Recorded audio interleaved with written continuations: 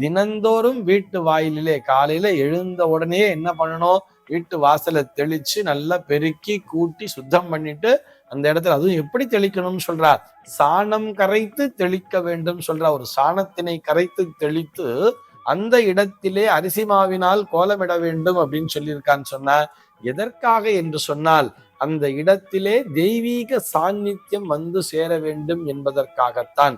கோலம்னா அது ஏதோ சாதாரண விஷயம் கிடையாது.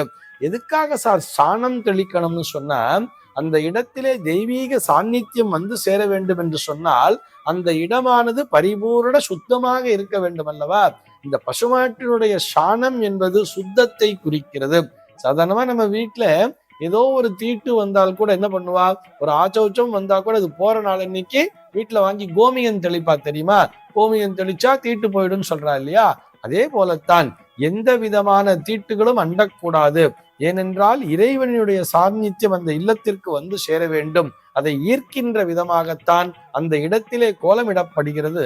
அங்கே தெய்வ சாநித்தியம் வந்து சேர வேண்டும் என்று சொன்னால் அந்த இடமானது முழுக்க முழுக்க பரிசுத்தமானதாக இருக்க வேண்டும் என்பதால்தான் பசுமாட்டு சாணத்தை கரைச்சி வாசல்ல தெளிக்கிறார்.